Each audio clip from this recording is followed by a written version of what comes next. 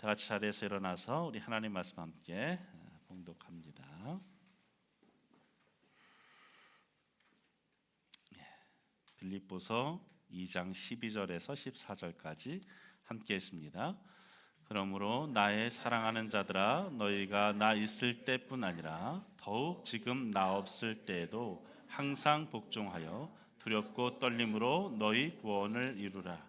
너희 안에서 행하시는 이는 하나님이시니 자기의 기쁘신 뜻을 위하여 너희에게 소원을 두고 행하게 하시나니 모든 일을 원망과 시비가 없이 하라. 아멘. 자리에 앉겠습니다. 오늘 우리 함께 나눌 말씀 제목 구원받은 자답게 살라입니다. 따라할까요? 구원받은 자답게 살라. 빌립보서는 바울 사도가 감옥에 있으면서도 빌립보 성도들을 생각하며 쓴 서신입니다. 바울은 깊은 염려가 있었죠. 하나님을 믿는 사람들이 만사가 순조롭게 이루어진다면 좋겠지만 사도인 자신이 옥에 갇혀 있는 모습을 보면서 믿음이 아직 초보 단계인 성도들이 낙심에 빠질까 하는 염려가 있었고 그들의 두려운 마음을 다독일 필요가 있었습니다. 그래서 바울은 빌립보 서신을 써서 그들에게 보냈던 것이죠. 그래서 빌립보서를 보면 우울함과 절망을 전혀 느낄 수 없습니다. 오히려 기쁨과 감사의 이야기가 곳곳에 드러납니다. 바울은 비록 감옥에 갇혀 있지만 그 시련이 그의 마음속 빛을 흐리게 만들 수 없었음을 우리는 보게 됩니다. 바울은 자신이 누리고 있는 자유함과 기쁨을 빌립보 성도들에게 이야기하면서 이렇게 말합니다. 내가 여러분과 함께 있든지 떠나 있든지 간에 한결같이 믿음을 간직한 채 살아가십시오. 비록 바울이 부재하고 있었지만 그의 편지는 마치 곁에 있는 것처럼 빌립보 성도들에게 힘이 되었을 것입니다. 바울은 특별히 오늘 본문의 시작을 빌립보 성도들에게 더욱더 또한 이어서 복종하라, 두렵고 떨리는 마음으로 구원을 이루라 라고 말씀합니다. 그래서 구원을 이루라 라는 말은 무슨 말일까요? 어떤 분은 이런 질문을 마음에 품을 수 있습니다. 이미 구원 받았는데 또 무슨 구원을 이루란 말이냐? 빌립보 성도들은 아직 구원을 못 받았는가? 이런 질문이 들 수 있죠. 그런 이야기가 아닙니다. 예수님을 믿으면 이미 구원 받았습니다. 그러나 그 이유가 있다는 것이죠. 예수님을 믿고 난 이후에 하나님 나라에 그 즉시 가는 것이 아니라 이 땅에서 우리는 여전히 살아갑니다. 그 삶에 대해 이야기하는 것이죠. 구원을 받았다라고 말할 때 성경 안에서의 의미는 구출받았다 이런 뜻입니다. 구출받았다. 그러니까 뭔가를 받아 가지고 있는 것이 아니에요. 구출되는 겁니다. 소유의 변화가 아니라 존재의 변화가 일어나는 것입니다. 그런데 이 구원이라는 말, 헬라어로 소테리아라는 말, 영어로는 salvation이라고 말하는 이 단어는 굉장히 폭넓은 의미를 담고 있습니다. 두 가지 큰 의미를 가지고 있는데 첫째로 하나의 의미는 중생과 거듭남의 의미를 가지고 있습니다. 죄 용서를 받고 구출되어지는 것, 그 구원의 의미를 가지고 있고 또 하나는 부서지고 깨어진 삶이 회복되어진다는 의미를 가지고 있습니다. 첫 번째 의미인 모든 죄가 용서받고 죽음에서 구출된다라는 것, 이것이 우리가 흔히 알고 있는 구원에 대한 개념이죠. 예수님을 마음에 영접하게 되면 예수님의 십자가의 피로써 우리의 모든 죄가 사함 받습니다. 동시에 성령님이 우리 안에 내주하게 되시죠. 이 사건을 성경에서는 중생, 거듭나다, 다시 태어남이라고 말합니다. born again.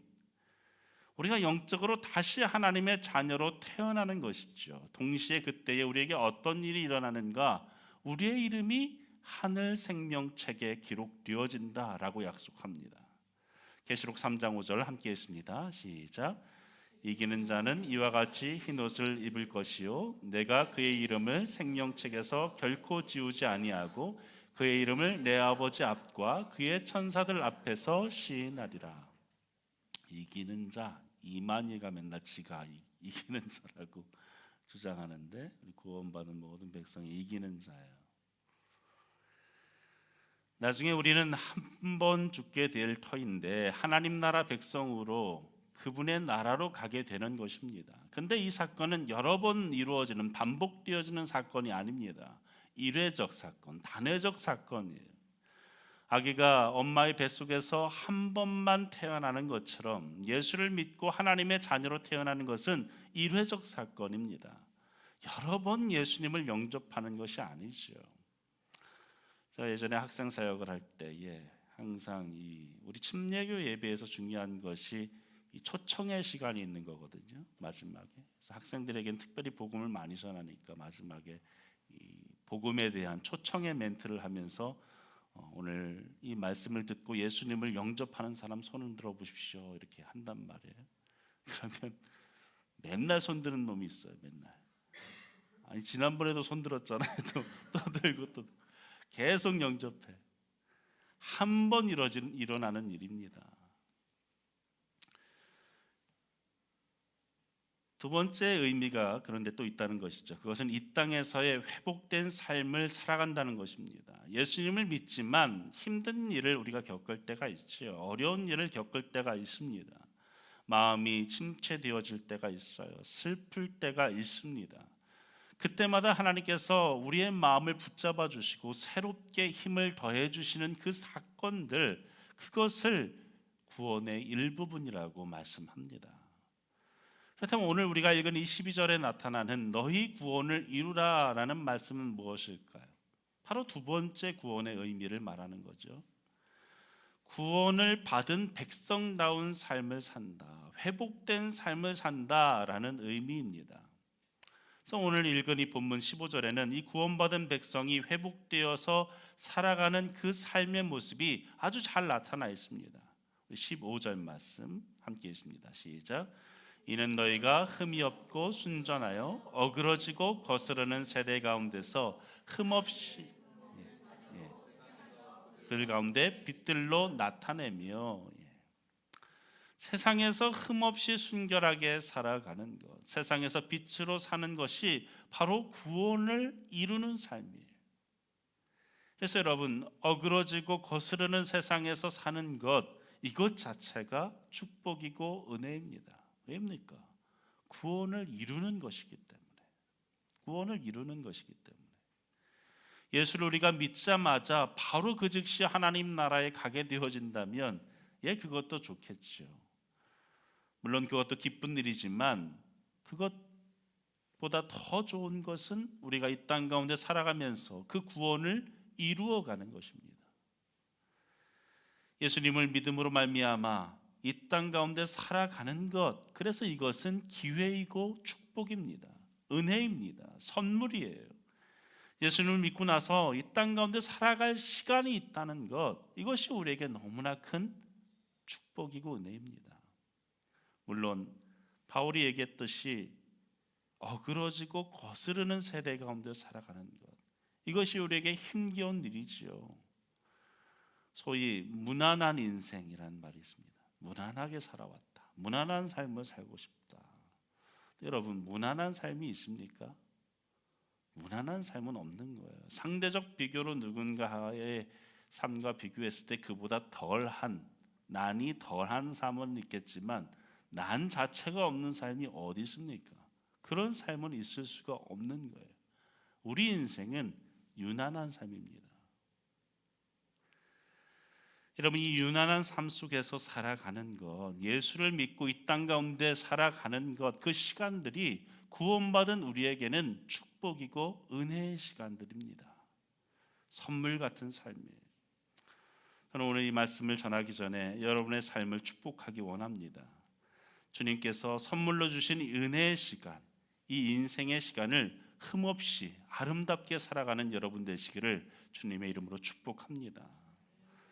그러면 이제 우리에게 한 가지 질문이 생겨지죠. 우리가 이 땅에서 예수를 믿는 사람으로서 살아갈 때에 그 구원받은 자의 삶의 방식, 그 모습은 어떤 모습이어야 하겠는가? 은혜의 시간, 기회의 시간, 선물과 같은 시간이 우리 모두에게 주어졌는데 우리가 구원받은 자로서 과연 우리는 어떻게 살아가야 하는가? 오늘 말씀을 통해서 함께 세 가지를 나누기 원합니다. 먼저 첫째로 항상 복종하며 살아야 합니다. 따라할까요? 항상 복종하며 살라. 12절 말씀 우리 함께 읽습니다. 시작. 그러므로 나의 살아가는 자들아 너희가 나 있을 때뿐 아니라 더욱 지금 나 없을 때에도 항상 복종하여 두렵고 떨림으로 너희 구원을 이루라. 이 말씀 가운데 좀 마음에 걸리는 단어가 있어요. 복종이라는 단어죠. 복종. 우리가 복종하면 뭔가 거부감이 듭니다. 내가 굉장히 손해 보는 듯한 느낌이 들죠. 복종하라. 그런데 이 복종이라는 단어는 그 원어적 의미를 보면, 그 원래 의미를 보면 굉장히 좋은 단어입니다. 이 복종하라라는 말, 이 단어는 후파코라는 단어인데 단순히 어떤 명령에 그냥 무의미하게 순종하는 것이 아니라 그 근원적인 의미를 담고 있습니다. 쉽게 말하면 귀담아 듣다라는 의미를 가지고 있어요. 히브리어에서는 쉐마라는 말이죠. 쉐마를 동사형으로 바꾸면 샤마라가 되어지는데 이것이 순종이라는 뜻입니다. 복종이라는 뜻이에요. 듣는 것과 복종이 연결되어져 있는 거죠. 그러니까 내 마음을 어지럽히는 수많은 소리들이 내 귀를 흔들지만 그 가운데서 하나님의 말씀에 귀 기울이면서 경청하라라는 것이죠. 경청하라. 경청이라는 말을 떠올릴 때마다 제게 떠오르는 이미지는 박목월의 시 윤사월입니다. 송아가루 날리는 외딴 봉우리 윤사월 해 같다. 윤사월 아시죠? 윤달록인 이 사월, 이 신비로운 달 같은 신비로운 봄과 같다 이런 말이죠.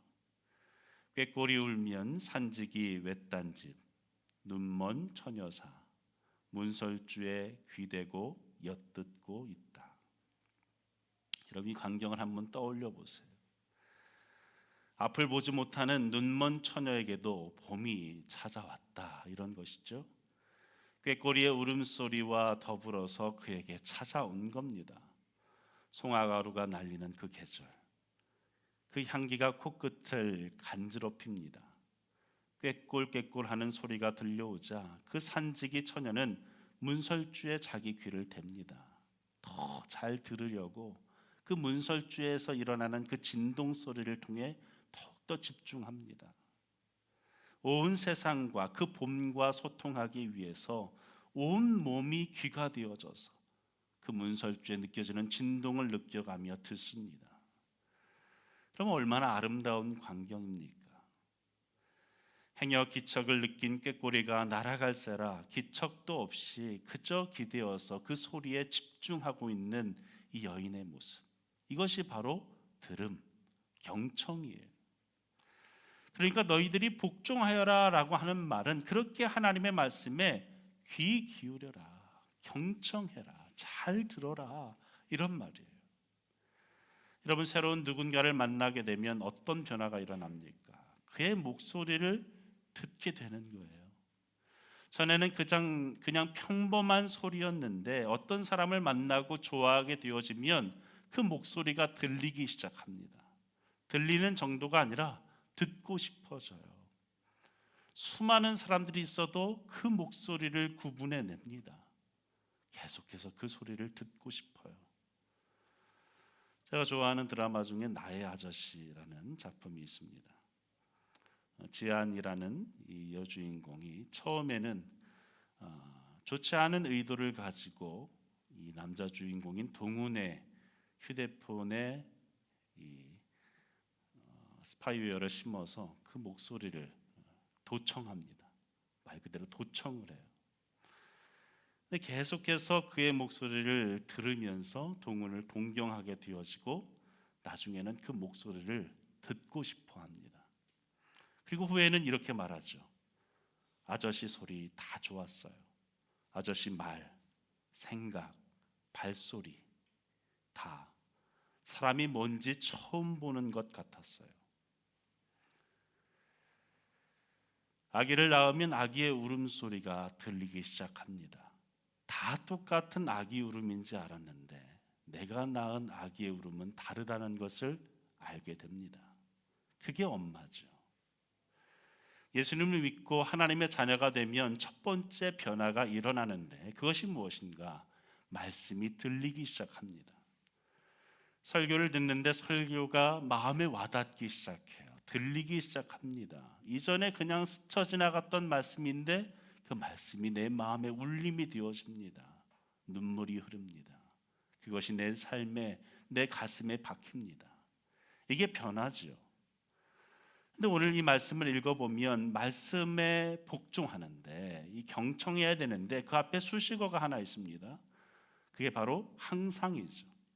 바울은 우리에게 권면합니다. 너희가 나 있을 때뿐 아니라 더욱 지금 나 없을 때에도 항상 복종해라.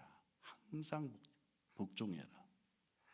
그러니까 누가 보거나 보지 않거나 그 말씀에 복종해라, 경청해라 이런 말씀이죠. 크리처로서, 생명체로서의 핵심은 항상성입니다. 항상성이 무엇입니까? 생명체가 내부의 환경을 일정하게 유지시키는 그 성질을 항상성이라고 얘기해요. 외부의 환경이 아무리 변화되어져도 체온, 혈당, 삼투압 이런 모든 것들을 유지시키는 것이 항상성이라고 얘기하죠. 이처럼 하나님의 크리처, 하나님의 새로운 피조물로서 우리는 영적 항상성을 지녀야 합니다.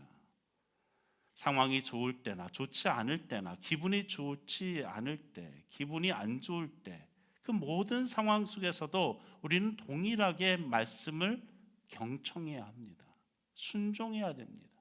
복종해야 돼요. 이것이 구원받은 자의 삶의 방식이라는 거죠. 여러분, 왜 하나님께서 우리에게 말씀하십니까? 하나님이 우리에게 말씀을 주시는 이유가 무엇입니까? 성경 말씀이 우리에게 주어진 이유가 무엇입니까? 성경은 말씀합니다. 우리를 사랑하시기 때문에 주셨다고 말씀합니다. 이 땅 가운데 살아가는 동안에 우리를 사랑하셔서 우리가 어떻게 살아가야 하는지를 당부하기 위해서 성경의 말씀을 주신 거예요. 그러니 이 말씀을 우리가 들어야죠. 경청해야지요. 사랑하는 여러분, 진정 여러분의 삶 속에 말씀이 들려지는 은혜가 있기를 간절히 축원합니다. 여러분, 이것이 은혜입니다. 말씀을 들었는데 그 말씀을 실천하기 어려운 상황이 있더라도 실천하며 살아가는 것, 항상 복종하며 살아가는 것, 경청하며 살아가는 것, 그것이 승리하는 삶입니다. 두 번째로 하나님의 소원에 집중해야 합니다. 따라할까요? 하나님의 소원에 집중하라. 하나님의 이 말씀이 들리기 시작하면 우리에게 두 번째 변화가 일어나는데 그것이 바로 소원을 품게 되어진다는 거예요. 소원이 찾아옵니다. 여러분, 예수님을 믿고 난 후에 무엇에 집중해야 할 줄을 알아야 하는가? 내 마음속에 새롭게 들어오는 이 소원에 대해서 집중해야 합니다. 13절 말씀 함께 읽습니다. 시작. 너희 안에서 행하시는 이는 하나님이시니 자기의 기쁘신 뜻을 위하여 너희에게 소원을 두고 행하게 하시나니.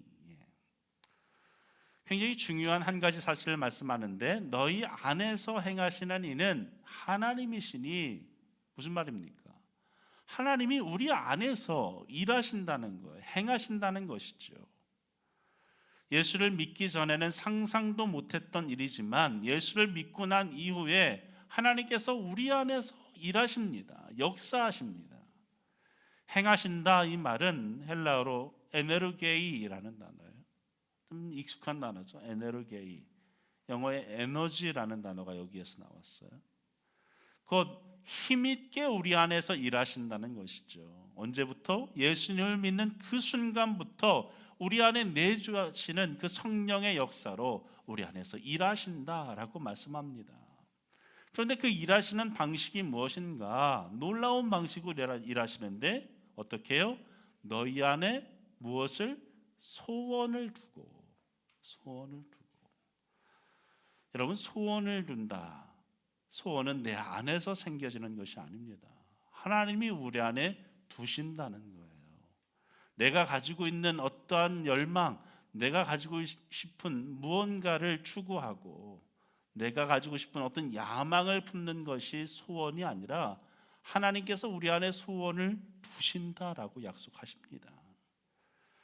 이 소원을 두고라는 말, 헬라어로 델레인이라는 단어인데 의지를 발휘하다, 기꺼이 하다라는 뜻이에요.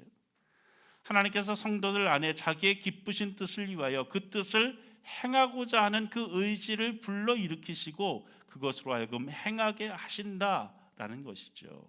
강제적으로 시키는 것이 아니라 우리의 마음 속에서 스스로 자발적으로 기쁘게 행하게 하신다라는 말씀입니다. 세번역은 이것을 염원, 실천이라는 단어로 번역하고 있어요. 염원한다 무슨 말입니까? 간절히 바라는 마음이죠. 소원하는 마음이에요. 그리고 실천은 무엇입니까? 그 소원을 행하게 하신다는 거죠. 그렇게 일하시면서 하나님은 거대한 구원의 역사를 우리 안에서 이루어 가신다라고 말씀해요. 우리 안에서 그 구원을 이루어 가신다. 그 역사를 우리를 통해 이루어 가신다.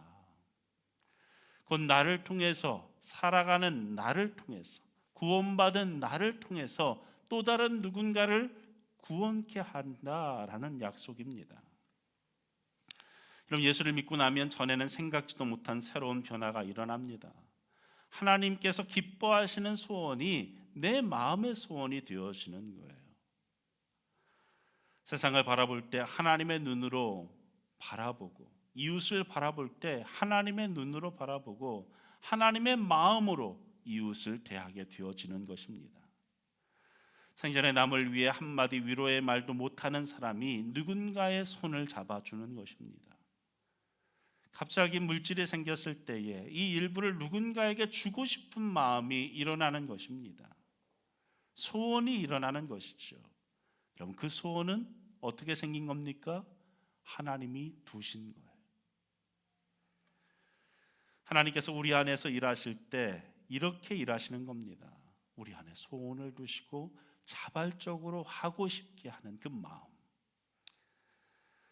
하나님 우리에게 어느 날 갑자기 두려운 마음을 주면서 야, 이렇게 하면 너 죽어, 너 구원 못 받아 라고 하며 강제하시지 않습니다. 우리를 협박하지 않으세요.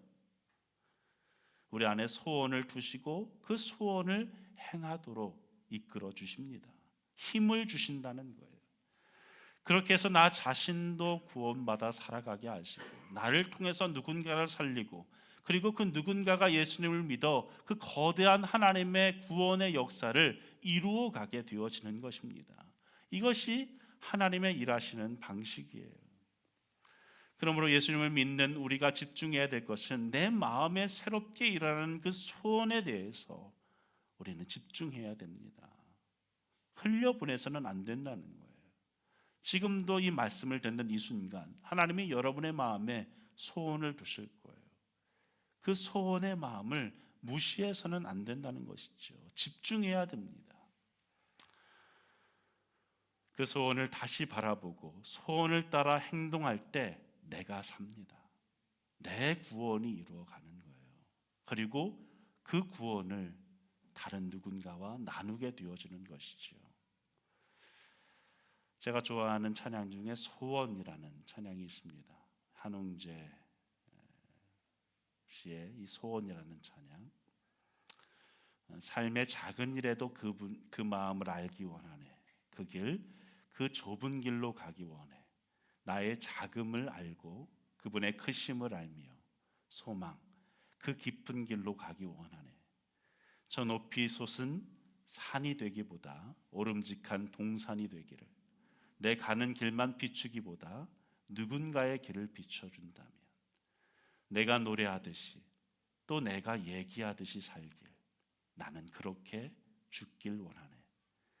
삶의 한 절이라도 그분을 닮기 원하네. 사랑, 그 높은 길로 가기 원하네. 그 좁은 길로 가기 원하네. 이 가사 가운데 삶의 한 절이라도 그분을 닮기 원하네. 그러니까 내 인생을 한 페이지로 기록한다면 단 한 절이라도, 한 순간이라도 그 예수님을 닮고 싶다.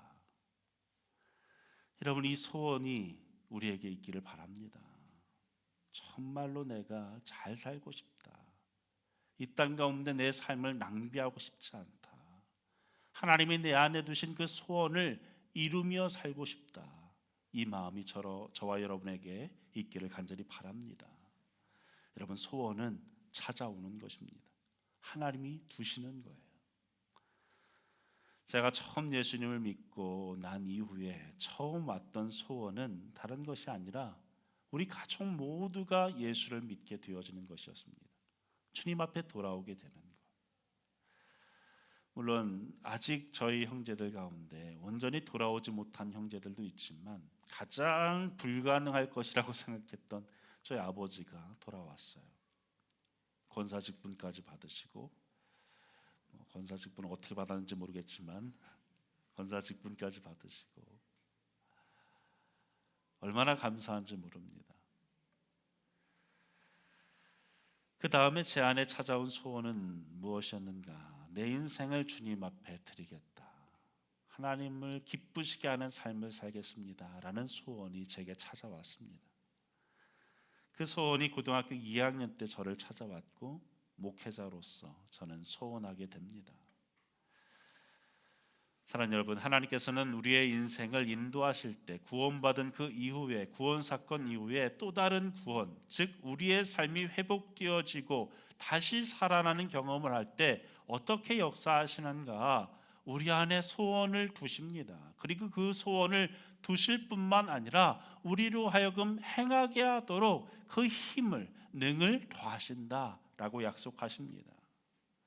스가랴 4장 6절에 보면 이는 힘으로 되지 아니하며 능력으로 되지 아니하고 오직 나의 영으로 되느니라. 하나님께서는 우리의 힘과 능력이 아닌 하나님의 영을 부어주셔서 당신의 뜻을, 당신의 일을 이루어 가실 것이다 라고 말씀합니다. 빌립보서 4장 13절에는 함께 했습니다. 내게 능력 주시는 자 안에서 내가 모든 것을 할 수 있느니라. 하나님이 우리에게 힘을 주신다고, 능력을 주신다고 약속하십니다. 그리고 그 힘으로 모든 것을 감당케 하신다. 사랑하는 여러분, 진정 여러분의 마음 가운데 하나님이 주시는 소원이 있기를 간절히 축원합니다. 내 인생을 향한 새로운 소원, 다른 사람을 향한 새로운 소원, 가족을 바라보며 새로운 소원, 이 민족, 이 나라를 바라보며 우리 안에 새로운 소원들이 일어나기를 바랍니다. 우리의 교회를 볼 때 이 교회를 향한 새로운 소원들이 우리 저마다 일어나길 바랍니다. 이러한 소원을 품을 때 성령께서 우리 안에 역사하시고 그것을 이루게 하실 줄로 믿습니다. 이것이 바로 하나님의 역사하시는 방법이에요. 마지막으로 세 번째로 원망과 시비를 하지 말라고 말씀합니다. 따라할까요? 원망과 시비를 하지 말라.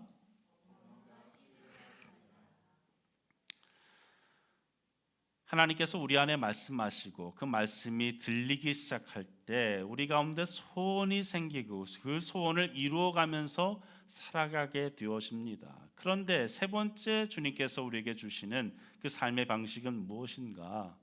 원망과 시비를 하지 말라라고 말씀합니다. 여러분, 이것이 바로 구원받은 자의 삶의 모습이라는 거예요. 14절 말씀 함께 있습니다. 시작. 모든 일을 원망과 시비가 없이 하라. 이 말씀을 여러분 잘 기억하고 갔으면 좋겠어요. 성경 말씀 암송을 여러분이 몇 구절이나 하는지 모르겠지만 이런 구절 외우기 좋잖아요. 모든 일을 원망과 시비가 없이 하라. 몇 번만 읽어도 외우게 되어지는 이 말씀. 원망이라고 번역되어진 이 단어는 헬라어로 직역하면 궁시렁대다 이런 말이에요. 궁시렁거리는 거. 마음에 탐탁지 않아서 뒤에서 중얼중얼거리는 것, 사람들 사이에서 부정적인 말을 옮기는 것, 그것이 원망하는 거예요. 또 시비라는 말은 애정 없이 비난하는 것을 말합니다. 자신의 의지를 관철시키기 위해서 논쟁을 벌여서라도 이기려고 하는 것, 그것이 시비라는 단어죠. 이러한 원망과 시비는 때때로 우리의 공동체를 깨뜨리는 그러한 작은 여우의 역할을 합니다. 여러분, 구원받은 이후에 말씀이 내 마음에 들리고 소원이 생긴 다음에 열정과 비전으로 살아가는 사람이라 할지라도 쉽게 찾아오는 마음이 있는데 그것이 무엇인가? 바로 원망과 시기라는 것이죠. 여러분, 하나님은 원망을 참으로 싫어하십니다. 왜냐하면 이 원망 자체가 자신도 망가뜨리고 다른 사람의 인생도 망가뜨리고 결국에 공동체 전체를 파괴하기 때문에 그렇습니다. 우리 이스라엘 백성이 광야에서 만났던 그 원망의 사건을 기억하지요. 그들이 원망할 때에 하나님이 독사로 그들로 하여금 징계하십니다. 그 뒤에 살 수 있는 방법으로 장대 위에 구리뱀을 달아서 살려주셨지만 하나님께서 얼마만큼 이 원망, 불평에 대해서 싫어하시는가를 분명히 우리에게 알려주셨습니다. 구원받은 백성이라면, 하나님의 백성이라고 한다면 원망해서는 안 된다는 거예요. 시비는 또 다투는 것입니다. 시비 거는 것은 역시 무익하고 해롭지요. 하나님께서 아주 싫어하십니다. 왜냐하면 이 시비를 걸면 다툼이 일어나고, 다툼이 일어나면 결국 관계가 깨어질 수밖에 없기 때문에 야고보서 3장 16절에 시기와 다툼이 있는 곳에는 혼란과 모든 악한 일이 있느니라. 다툼이 일어나면 혼란이 일어나고 악한 것을 틈타서 악한 일이 열매를 맺게 되어집니다. 그러므로 아무리 좋은 생각과 일이 있더라도 다툼이 생겨지지 않도록 경계해야 합니다. 잠언 17장 1절에 우리 같이 읽을까요? 시작. 마른 떡 한 조각만 있고도 화목하는 것이 제육이 집에 가득하고도 다투는 것보다 나으니라. 집에 먹을 것 없어서 그냥 말라있는 떡 하나 있어도 그것이 오히려 화목한 가정을 지키는 것이 더 유익하다. 집에 아무리 먹을 것 잔뜩 쌓아놓아도 화목하지 않으면 아무 소용없다는 것이죠. 여러분, 조건이 아무리 좋아도 다툼은 모든 것에 마이너스가 되어집니다. 우리가 놀라운 뜻과 계획, 나에게 놀라운 재능이 있다고 쳐보세요. 하지만 다툼이 일어나면 마이너스입니다. 아무런 유익이 없는 거예요. 하나님께서 내게 주신 소원, 열정, 비전을 가지고 일을 하다가 자꾸만 시비를 걸게 되어지면 결국 그 일은 되어질 수가 없죠. 그래서 원망과 시비는 절대 하지 말라라고 말씀합니다. 특별히 이 말씀을 읽어보면 원망과 시비를 하지 말라라고 하면서 그 앞에 중요한 단어를 덧붙입니다. 뭡니까? 모든 일에, 모든 일에. 어떤 일에도 원망과 시비를 하지 말라는 거예요. 반대로 말하면 크게 보이는 일뿐 아니라 아주 작은 일까지도 원망과 시비가 일어나지 않도록 하라라는 말씀이죠. 여러분, 우리는 무언가를 하고자 할 때 그 안에서 불평거리를 찾는데 고수입니다. 원망의 마음이 들죠. 여러분, 그러한 마음을 버려야 한다는 거예요. 예를 들어서 우리가 리트릿 하나를 가더라도 어떻습니까? 무엇 먹는 것, 또 어디를 가는 것, 무엇 하는 것, 누군가 의견을 내세우면 그것에 대해서 시비가 생기고 원망거리가 생겨요. 왜 이런 데로 왔어? 왜 이런 걸 가지고 하자고 그래? 라고 하면 아무런 도움이 안 됩니다. 아무리 사소한 일들이라도 원망의 마음을 품어서는 안 된다는 거예요. 왜요? 그것이 구원받은 자답게 사는 모습이기 때문이지요. 우리에게 어울리는 모습이에요. 여러분, 영적인 일을 하면서도 얼마든지 원망할 수 있습니다. 사도행전을 보면 초대교회 안에 원망과 불평의 사건이 있었죠. 사도행전 6장 1절에 그때 제자가 많아지니 헬라파 유대인들이 자기의 과부들이 매일 구제해서 소외됨을 뭐했다고요? 원망하여. 초대교회가 한창 부흥할 때에 설교 한 번으로 3,000명, 5,000명씩 주님 앞에 돌아왔어요. 얼마나 폭발적으로 부흥했습니까? 그러다 보니 그들 안에 작은 소원들이 일어나고 하나님께서 소원을 주셨으니까 주를 위해 무슨 일을 할까라고 하는 그 마음들이 생겼을 때에 교회 앞에 자신들의 물질을 내놓기 시작했어요. 소유를 내놓았습니다. 재산을 다 파는 사람도 있었어요. 그래서 그 물질을 가지고 무엇을 할까? 이 소원, 각자마다 주신 그 소원을 가지고 내놓은 이 물질을 가지고 무엇을 할까 고민하다가 그들이 떠올린 것이 바로 구제였습니다. 어려운 사람들을 돕자. 그런데 한 헬라파 출신의 이방인 과부들이 구제의 대상에서 제외되어진 거죠. 그래서 원망하게 되었습니다. 여러분, 이렇게 영적인 일을 하면서도 원망의 일들이 생겨진다는 거예요. 크든 작든 영적인 일이든 육적인 일이든 모든 일들 속에 원망과 시비가 일어날 수 있다.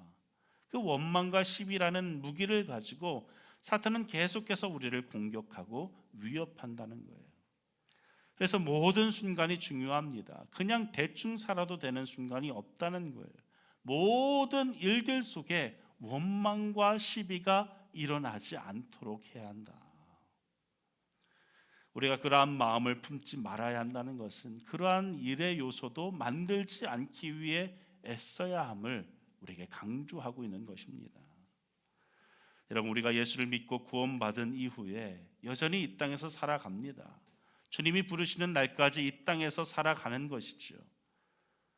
여러분, 이것은 우리에게 기회이고 축복이고 선물입니다. 은혜의 시간들입니다. 우리는 날마다 생각해야 합니다.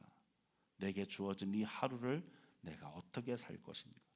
내게 남겨진 내 남은 여생을 나는 과연 어떻게 살 것인가? 오늘 말씀에 이 중요한 영적인 비밀을 마음속에 새기시기 바랍니다. 말씀을 듣고 복종하며 사십시오. 항상 내가 바쁠 때나 바쁘지 않을 때나 내 마음이 힘들 때나 기쁠 때나 지킬 수 있을 것 같을 때나 없을 때나 항상 말씀을 따라 사시기 바랍니다.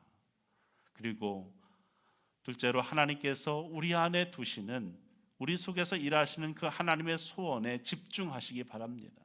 그 소원이 작든지 크든지 내게 주어진 그 소원, 그 아름다운 일들을 무시하지 않고 이루어 가시기 바랍니다.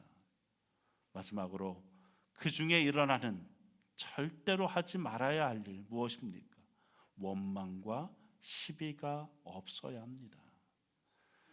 여러분, 이 땅 가운데 주님 부르시는 그날까지 남은 인생 동안 이 구원받은 자로서의 삶의 모습을 통해서 정말로 구원받은 자답게 살아가는 저와 여러분 되기를 간절히 축원합니다.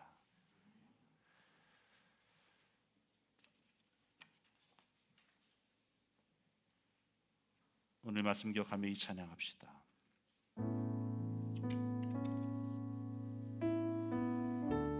오늘 이 세 가지 구원받은 자의 삶의 모습을 온전히 이루신 분, 본을 보이신 분이 있습니다. 바로 예수님이십니다. 결국 하나의 메시지로 요약될 수 있습니다. 예수님처럼 살면 됩니다. 예수님을 닮으면 됩니다. 오늘 이 말씀 기억하면서 우리 모두가 예수님 닮기를 원합니다 라고 우리 함께 찬양합시다.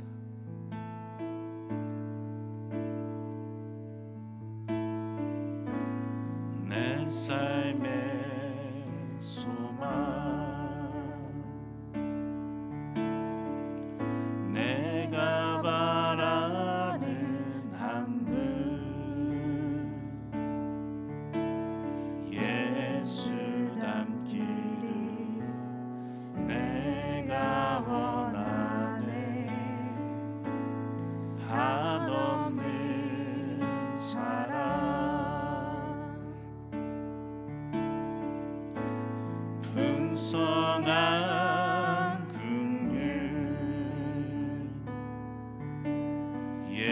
예수 닮기를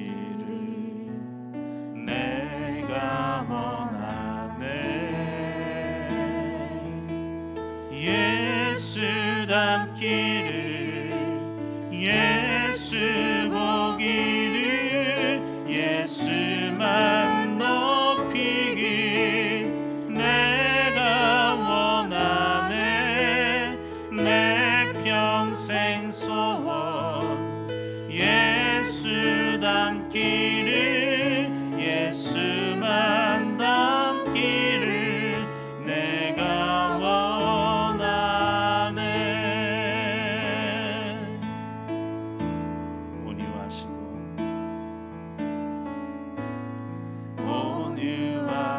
온유하시고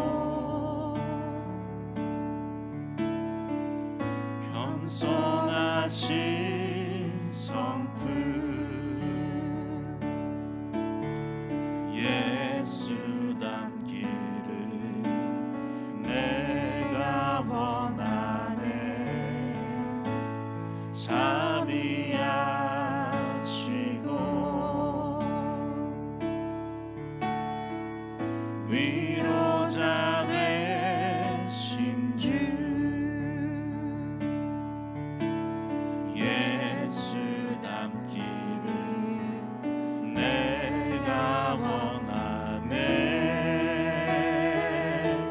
예수 닮기를 예수 보기를 예수만 높이길 내가 원하네. 내 평생 소원 예수 닮기를 예수만 닮기를 내가 원하. 예수 닮기를 예수 닮기를 예수 보기를 예수만 높이길 내가 원하네. 내 평생 소원 예수 닮기를 예수만 닮기를 내가 원하네. 이 말씀 기억하며 기도합시다. 주님, 진정 우리의 삶이 하나님의 말씀에 복종하며 살게 하여 주옵소서. 내 삶의 어떤 여건 속에서도 그 말씀에 귀 기울이며 경청하며 살게 하여 주옵소서. 또한 우리 마음에 소원을 주셨다라고 약속하셨습니다.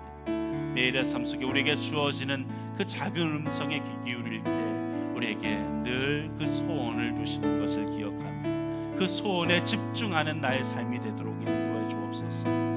또한 이 소원을 이루는 동안에 내 안에 원망과 시비가 일어나지 않도록 우리 마음을 붙들어 주옵소서.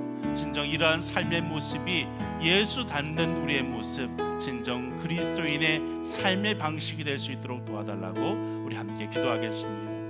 아버지 하나님, 오늘 이 말씀을 통하여 깨닫게 하시니 감사합니다. 진정 내가 이 땅을 살아가는 동안에 주의 말씀을 청종하며 살게 하여 주옵소서. 그 말씀에 귀 기울이며 살게 하여 주옵소서.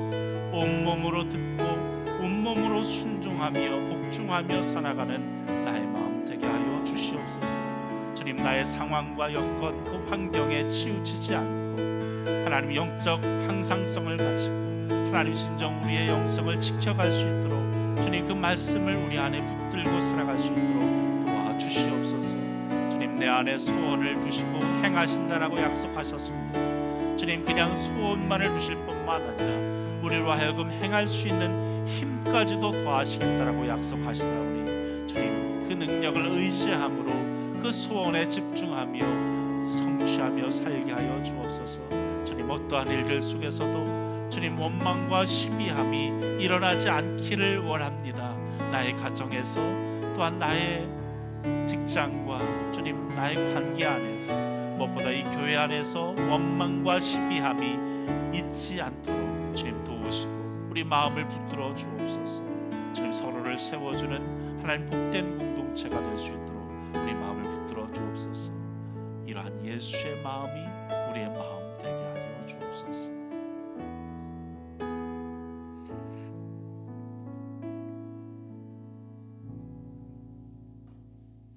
아버지 하나님,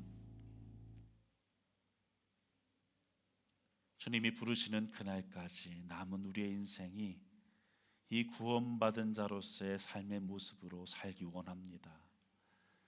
말씀이 우리에게 날마다 들려지는 은혜가 있기를 원합니다. 우리가 그 말씀에 귀 기울이게 하여 주옵소서. 나의 환경의 여하에 따라가 아니라 내가 할 수 있을 때뿐만 아니라 할 수 없을 때라도 내 안에 역사하시는 그 하나님의 능력을 의지하여 경청하며 복종하게 하여 주옵소서. 우리에게 소원을 두시고 그 소원을 행하시겠다라고 약속하셨습니다. 우리 마음에 떠오르는 그 하나님의 선하신 일들 속에 우리가 순종하며 살게 하여 주옵소서. 무엇보다 우리의 삶 속에 그 어떤 원망도 시비도 일어나지 않기를 원합니다. 그 마음이 사단이 우리의 마음속에 주는 마음인 줄로 압니다. 주님, 그 유혹에 넘어가지 않게 하시고 원망과 시비를 떠나 서로를 세워주고 존중하는 마음을 허락하여 주시옵소서. 이제는 우리 주 예수 그리스도의 은혜와 하나님 아버지의 극진하신 사랑과 성령 하나님의 감동하심의 역사가 오늘 이 말씀을 따라서 진정 예수님 믿는 자로서 구원받은 자답게 예수님 닮은 모습으로서 살기로 작정하는 우리 모든 성도들의 머리 위에 이제로부터 영원히 함께 하시기를 간절히 축원하옵나이다.